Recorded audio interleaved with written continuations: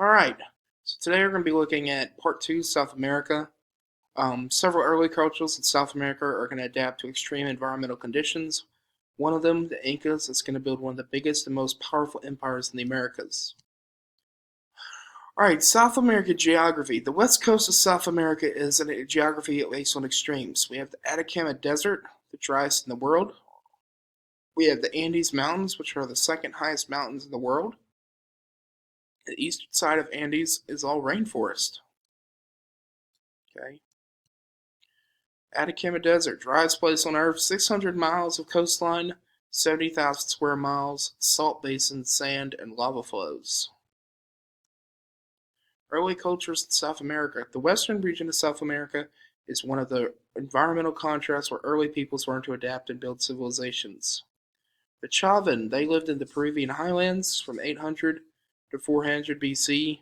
We have Chava de Huantar, who was an urban religious trading center of culture, home to about 3,000 farmers and craftspeople. Several different ecological zones were represented in the Andes. We have Chavan crops, which are warmer valleys that had irrigation systems. They grew corn. Cooler, higher in the mountains, they grew potatoes. High altitude in grasslands, they raised llamas and alpacas. Other Andean peoples later adopted these methods for farming.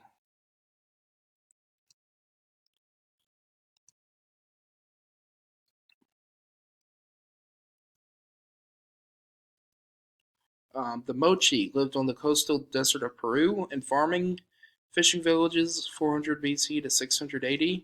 They built irrigation canals in the desert, channeled the flow of Andean streams to crops. Known for their skilled metalwork in gold, silver, and pottery, pottery depicted scenes of everyday life, including warfare. The Nazca were a desert people, and from 200 BC to 600 AD, best known for huge designs on the desert floor. Many theories on why they had that, but have to do with the location of water.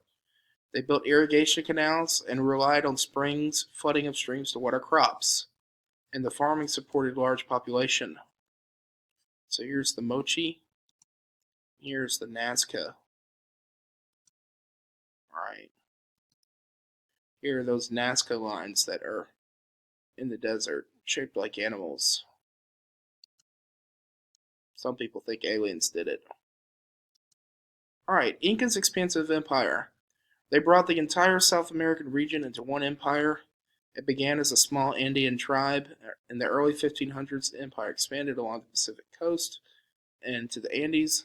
The government, a period of rapid expansion, began in the 1400s from Cusco. Pachacuti used political alliances and military force, and later expanded by later leaders. Ruling of large empires. The Incas needed a strong government.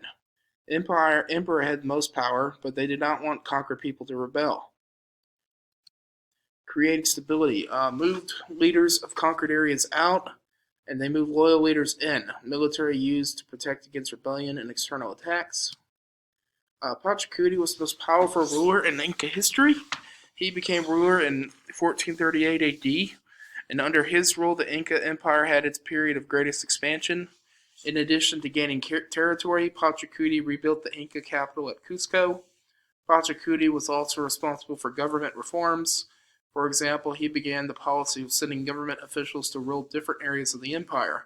He also established an official religion and an official language, Quechua. These changes brought unity and stability to an empire that governed diverse groups of people. So here's the reign of the area of Pachacuti. Alright. Beautiful area. Here's the mountain of Machu Picchu. The economy was strictly controlled by the government. Common people were required to pay a labor tax called the mina. Government told each household what work to do to pay the tax. Mina, paid by weaving cloth, working on government farms, mines, building roads. There were no merchants. Goods distributed by the government. Extra food. Goods were stored in government warehouses for emergencies. Tracking goods. The Inca used what was called a quipu. These are colored and knotted cords that represented numbers and dates. No written language, but the quipu was used to record taxes, the number of livestock, and to record the census. The road system helped improve communication and helped government control the economy.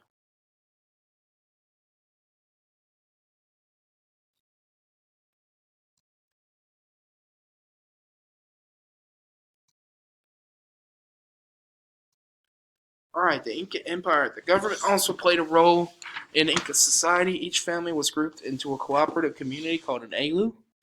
An alu, a member shared activities like farming, building canals, rituals. Each group of 10 alus had a chief, and the chain of command from the emperor down to the local level. There were class divisions, no slaves, most belonged to a lower class, farmers, artisans, or skilled workers, servants, they wore plain clothes, could not own more than needed, served the upper class.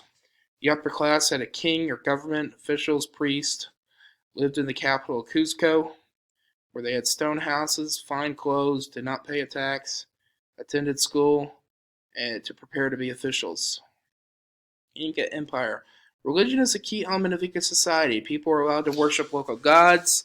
The sun god was the most important of all. They believed kings were related to the sun god, similar to the Egyptians. The main temple was located in Cusco. The mummies of dead kings were worshipped there, and religious ceremonies often included sacrifices of llamas, clothing, or food, and there were rarely humans. Cusco was the capital of the Inca Empire.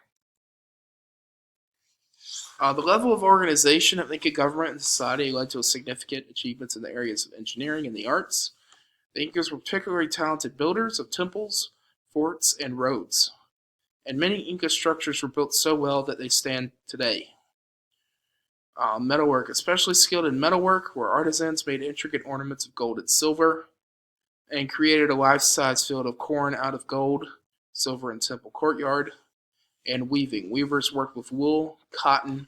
They divided cloth into three categories: plain for households, finer for taxes and trade, special for royal and religious purposes, and a variety of patterns were used. Oh. In spite of the high level of achievement, the Inca Empire only lasted 100 years, because of the arrival of the Spanish in 1532 would mark the end of the empire. All right, we'll talk more about what all would happen with that and how the Spanish took out the Incas in the spring. All right, when we do our exploration and conquest unit. All right, thank you.